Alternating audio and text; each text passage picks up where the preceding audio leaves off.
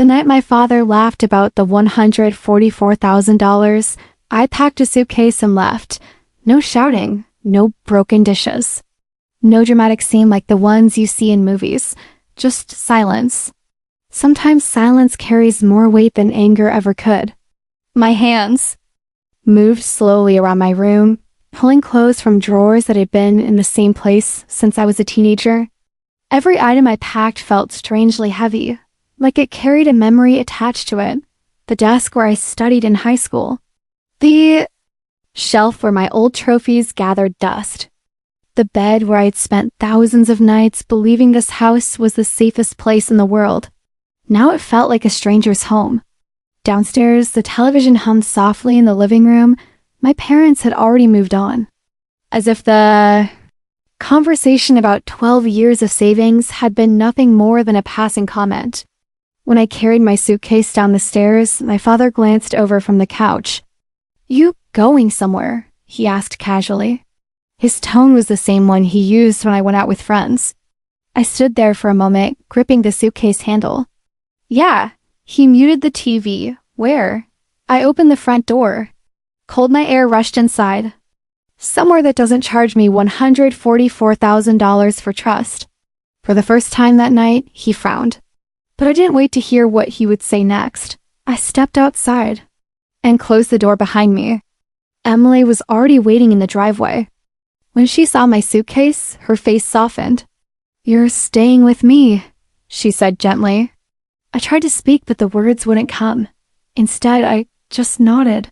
She pulled me into a tight hug. For a moment, everything I had been holding inside cracked open. Not anger, not rage, just deep, overwhelming sadness. 12 years. I kept repeating that number in my head during the drive to her apartment. 12 years of believing my parents were helping me build a future. 12 years of trust. Gone in 5 minutes. That night, neither of us slept much. Emily's apartment was small but warm. The living room window overlooked the quiet city street below, and distant traffic hummed like white noise in the background. I lay on the couch staring at the ceiling. My mind replayed the conversation over and over again. "You actually thought we were saving that money?" Every time I remembered his laugh, something twisted painfully in my chest. Emily eventually walked out of the bedroom wrapped in a blanket. "You're still awake." "Yeah." She sat beside me and rested her head on my shoulder. "Do you want to talk about it?" I shook my head slowly. "I keep thinking maybe he's right." She lifted her head. "What do you mean?" "Maybe I was stupid for believing them." Emily stared at me for a long moment. Then she said, "Something simple but powerful. Trusting your parents isn't stupidity." I swallowed hard. "It feels like it." She stood up and walked toward the small desk in the corner of the room. "Come here." I followed her. On the desk sat my laptop. Emily had opened my online banking history. Rows and rows of transactions filled the screen. Every month. Every year. $1,000. She pointed to the memo column. Each line said the same thing. Savings plan. I felt my heart skip. I had forgotten about that. Back when the arrangement started, Mom told me to label the transfers so we could track the savings. Emily crossed her arms. "This isn't rent." I blinked. "What?" "This is documented savings." "But the money went to their account." "Yeah," she said. "But the purpose of the payments is right here." She tapped the screen. "You didn't just trust them. You created a paper trail." A strange feeling started building in my chest. It wasn't anger. It wasn't relief. It was something unfamiliar. Hope. 3 weeks later, I sat in a quiet office across from a lawyer named Mr. Patel. He was in his late 50s with silver hair and calm, thoughtful eyes. He studied the printed bank records carefully. "You've been making these transfers for 12 years?" "Yes." "And every memo says savings plan?" "Yes." "Did your parents ever object to that wording?" "No." He flipped through several pages of statements. "Did they verbally confirm that the money was being saved for you?" "Many times." Mr. Patel leaned back in his chair. "Well," he said slowly, That makes things interesting. My hands tighten in my lap. Interesting how? He adjusted his glasses. If someone knowingly accepts money under the representation that it's being held for the sender, and then spends it, he paused. That could qualify as financial misrepresentation or unjust enrichment. My heart started pounding. You mean I might actually have a case? He nodded thoughtfully. Possibly. The word hung in the air. For the first time since that night in my parents' kitchen, the future didn't feel completely shattered. The lawsuit shocked my parents. My father called me the same day they received the legal notice. His voice exploded through the phone. What the hell is this? I closed my eyes. You know what it is. You're suing us? He shouted. You took my savings. That was rent. You promised it wasn't. You lived here. And you told me it was a savings plan. There was a moment of silence. Then his voice turned cold. You're destroying this family. I felt something inside me finally harden. No, I said quietly. You did that 12 years ago. And I hung up. Court took months. Long, exhausting months. Lawyers exchanged documents. Statements were written and evidence was collected. Emily stood beside me through all of it. Some days I almost wanted to give up. Not because the case was weak, but because it felt surreal. I wasn't supposed to be sitting in a courtroom across from my own parents. But every time doubt crept in, Emily reminded me why I was there. This isn't about revenge, she said one night. It's about truth. The trial itself lasted only 3 days. But those 3 days felt like years. My father testified. First, he spoke confidently. That money was rent, he told the court. He lived in our house for 12 years. The judge asked calmly, Then why were the transfers labeled savings plan? Dad hesitated. That was just his wording. And he never corrected it? No. Then my mother took the stand. She looked nervous. Her hands trembled slightly as she spoke.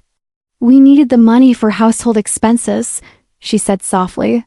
But did you ever tell your son that? The lawyer asked. She looked down. No. Emily squeezed my hand under the table. Then something unexpected happened. Mr. Patel presented a printed screenshot, an old text message from my mother. It was dated 7 years earlier. The lawyer read it aloud. Don't worry, honey. Your house fund is growing every month. The courtroom went silent. My mother's face turned pale. Even my father looked stunned. The judge studied the message carefully, and in that moment, I knew the truth had finally spoken for itself.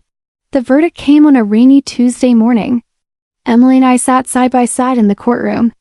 My hands were shaking so badly I had to clasp them together. The judge adjusted his glasses and began reading the decision. Based on the documented transfer descriptions, supporting communications, and testimony, every word felt like it echoed off the walls. The court finds that the defendants misrepresented the purpose of the funds. My heart pounded. The defendants are ordered to repay $144,000 plus legal costs. For a moment, everything went quiet in my mind. Emily squeezed my hand tightly. You did it, she whispered. Across the room, my father looked furious. My mother looked like she might cry. But strangely, I didn't feel victorious. I felt tired. Like I had just finished the longest, hardest chapter of my life. 6 months later, Emily and I stood in front of the small house with the maple trees. The same house we had visited that first day. The front porch creaked as we stepped onto it. The realtor handed me the keys with a smile. Congratulations. Emily wrapped her arms around me. You did it. I looked at the key in my hand. For 12 years, I believed someone else was building this moment for me. But the truth was different. We did it, I said softly. We stepped inside together. Sunlight filled the empty living room. Dust floated gently in the air. It was quiet, peaceful, honest, no lies, no broken promises. Just a future we were finally free to build ourselves. Later that evening, my phone buzzed. A message from my mother. I stared at it for a long time before opening it. Your father doesn't understand why you went this far. But I do. I'm sorry. I sat in the empty living room thinking about that sentence. All the years. All the trust. All the damage. Finally, I typed a reply. I didn't go this far for the money. I paused for a moment. Then added one more line. I went this far because trust should mean something. I set the phone down. Outside, the wind rustled the maple trees. Emily walked into the room, carrying 2 cups of coffee. She handed one to me and smiled. Our first night in our house, I looked around the room, and for the first time in a very long time, I felt something peaceful settle inside my chest. Not anger, not sadness, just freedom. Because the house I was standing in wasn't built on lies, it was built on truth. And that made it worth far more than $144,000. The moment my father raised his glass to toast my sister, I knew something was about to break. Not the champagne glasses. Not the expensive crystal chandeliers hanging over the ballroom. Me. The ballroom shimmered, like something out of a dream, just not mine. White roses cascaded down every table in perfect arrangements. Soft violin music floated through the air, and golden lights reflected off the polished marble floors. Waiters moved like silent dancers, carrying trays of sparkling drinks that probably cost more than my entire monthly rent. Everywhere I looked, there were designer suits, glittering jewelry, and confident laughter. This wasn't just a wedding. It was a $250,000 statement, and I didn't belong in it. I stood near the back wall of the room, half hidden behind a tall decorative pillar wrapped in flowers. My suit was borrowed from my cousin Mark. It fit, technically. The sleeves were a little short, and the shoulders too tight, but it was the best I could do. I tugged at the cuffs nervously. People glanced at me, then quickly looked away. Or worse, they didn't look away at all. Whispers floated around the room like tiny knives. That's the brother? The one who dropped out of college? I heard he still doesn't have a real job. Someone laughed quietly. I pretended not to hear them, but pretending doesn't stop the words from landing.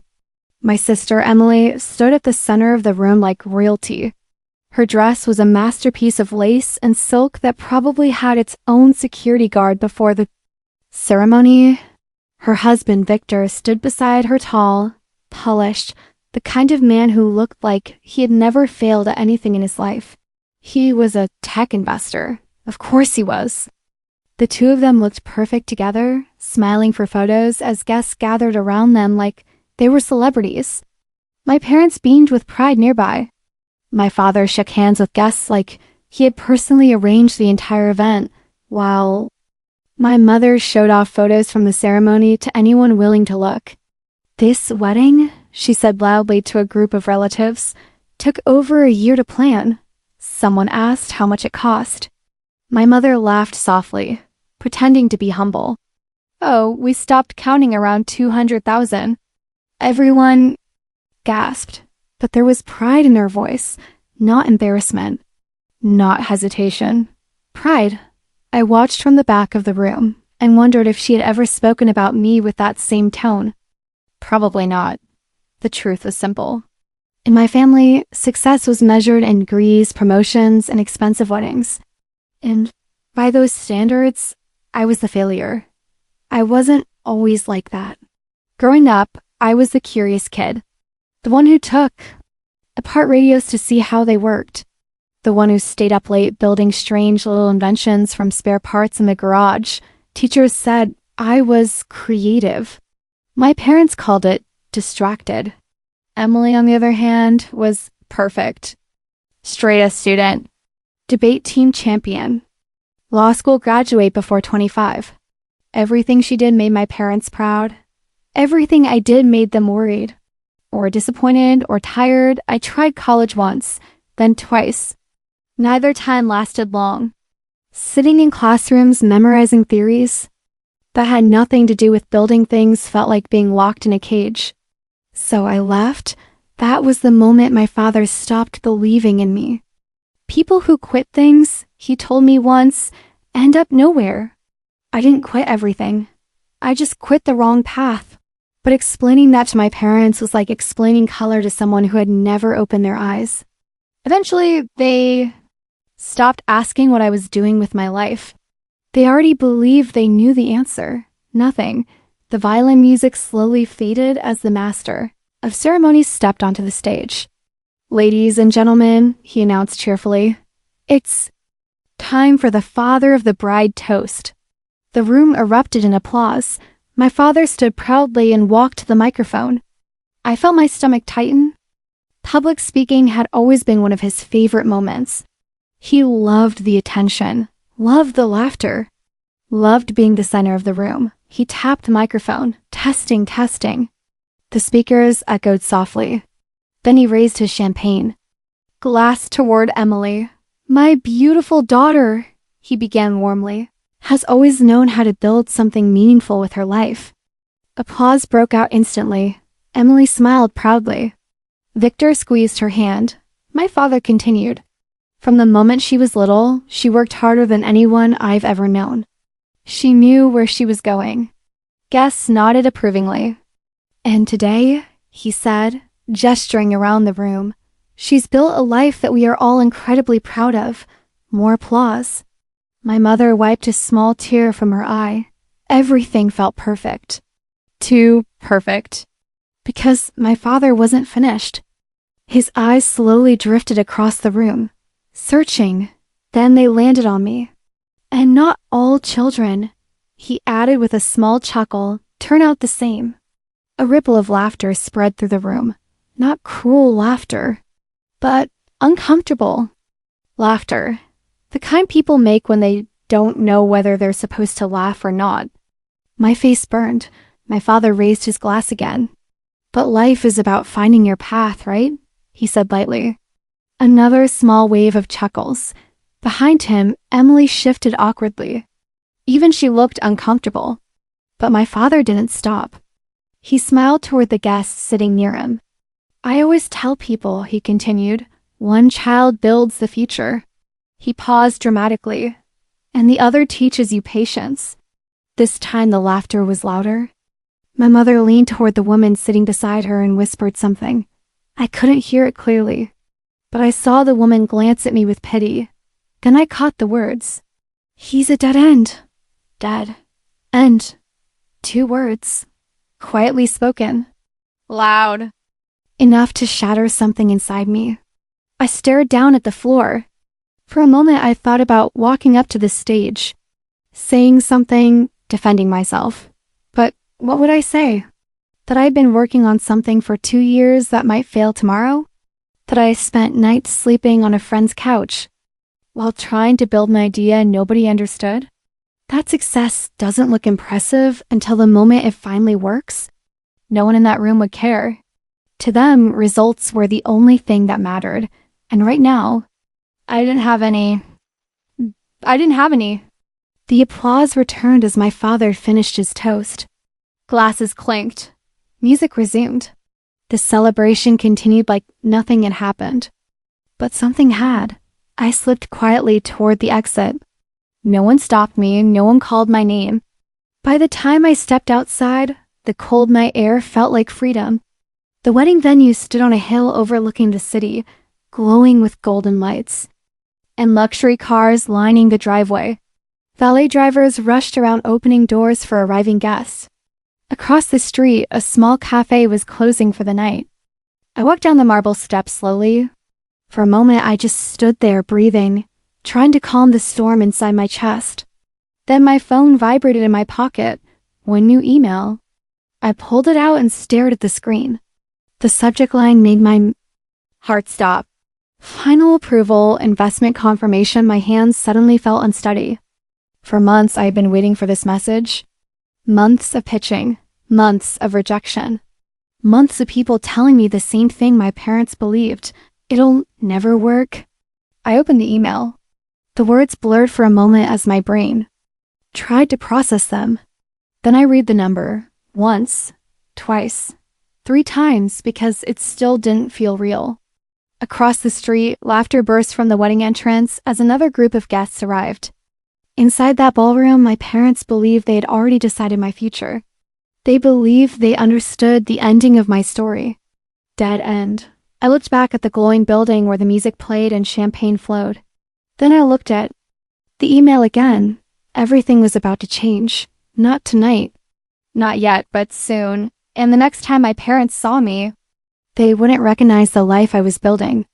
Because sometimes the person everyone gives up on is the one quietly preparing the biggest surprise of all.